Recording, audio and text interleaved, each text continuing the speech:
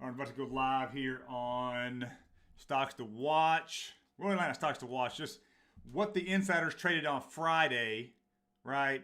That we can tell what stocks could actually move up on Monday with a better chance of moving up because clearly the insiders would not be putting down 4.5 million, 600,000, 60,000, whatever it may be when the stock's going like this. So that's what we're here for, guys. Okay. So insider trades that we believe there's about 26. We picked 4. There's a couple more we actually liked, but we picked 4. I picked kind of a YOLO one, and I'll get to that. But you can see on the screen there that this is openinsider.com. This is kind of where I go to find all the insider trades. They've got Fintel as well, but this one seems to make more sense, and it seems to be not more accurate, but just easier to read, right? So first up is AMRX, right? Let's get right to it. AMRX. Now, AMRX has basically co-CEOs. They bought at the same time, and they bought the same amount of shares, $625,000 a piece, right? And each of them that accounted for 41% larger position. Now, AMRX, interesting story. Clearly, we find we like stocks doing this, right? We like stocks going up, but we find that in the insider buys, the stocks that are doing this, and you see somebody buy 600,000, at the tail end here when this was a 750, almost an $8 stock, and now it's down to 4 in 1 year. That's a bad stock, right?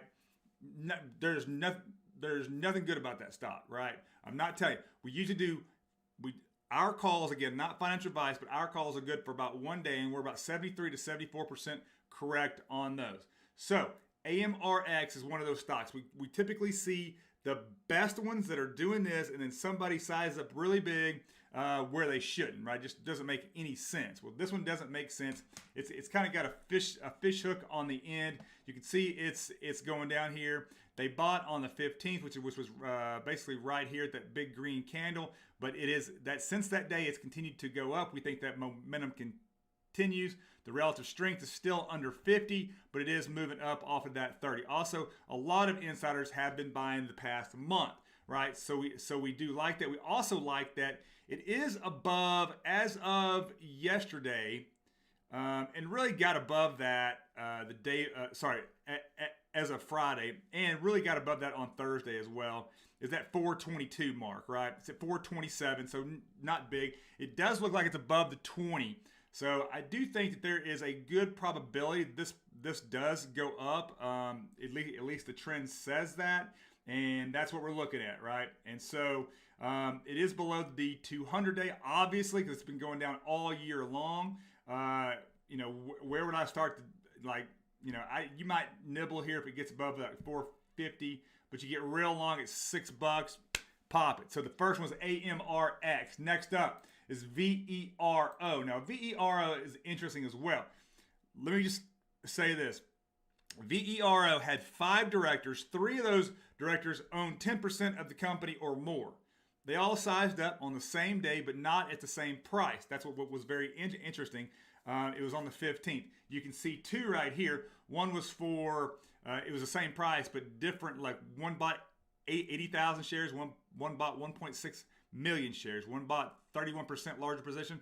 One bought 181% larger position. One spent 2 million. One spent 100,000. So what do they see that we don't? Well, I don't know.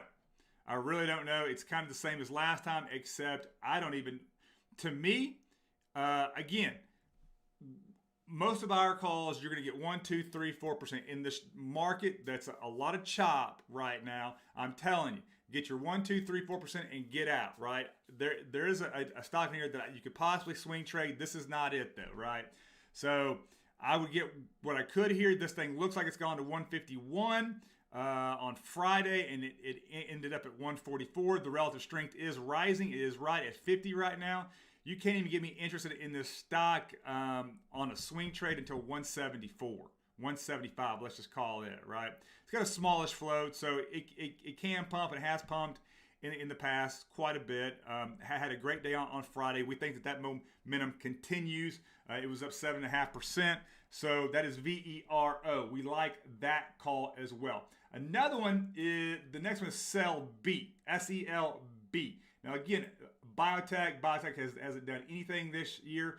We had this Tim Springer, and Tim Springer owns 30 million shares. Let's be clear about that, right? But he also is a director. But every time he sizes up, the stock tends to go up, right? That's kind of the research that we do. He only bought 200,000 shares, right? That's only a 1% larger position. But again, he did spend $600,000. People that spend $600,000 aren't looking to lose $600,000, right? So we looked into this, and every time that he's traded, it has gone up. SELB, we got very interested in back in the summertime. I believe it was August, September timeframe. Around here, you can see what it's done. It did bounce off the lows. It based out about 267. And is now about 310. Again, this was a $5 stock. Now it's at 310. It looks like it's defeated. It had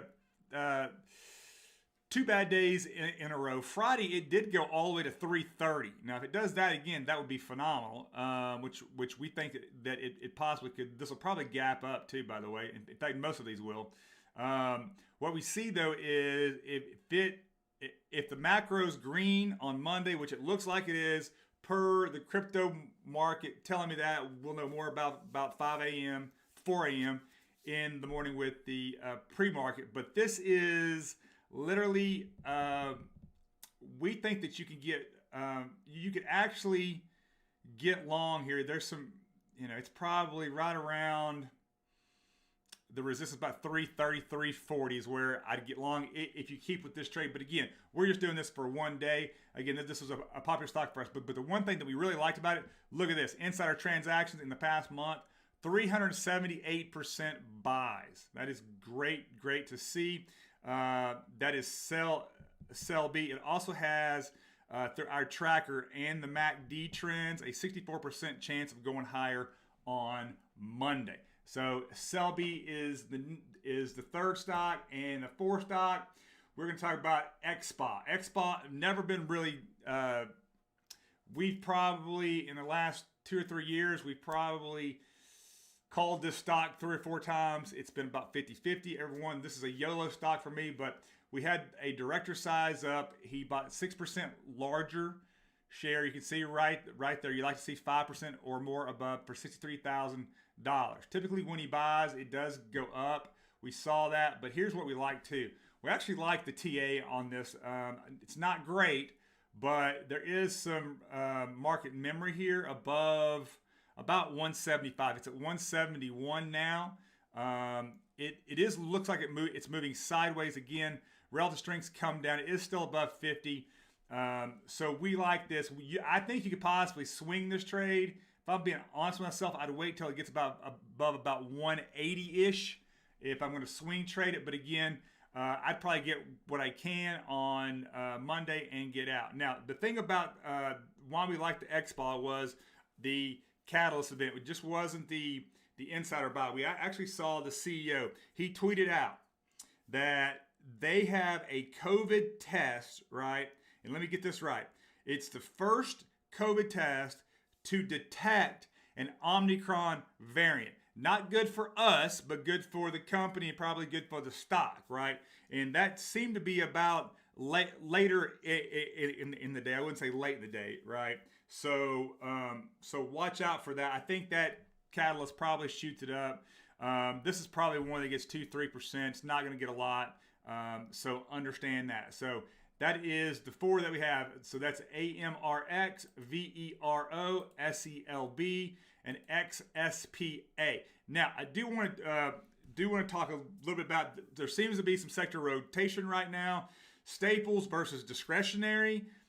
Staples are starting to really catch a bid versus discretionary, and that's not good. Staples meaning like your toothpaste, your toilet paper. So you've got P&G doing well, Pepsi doing well, beer companies doing well.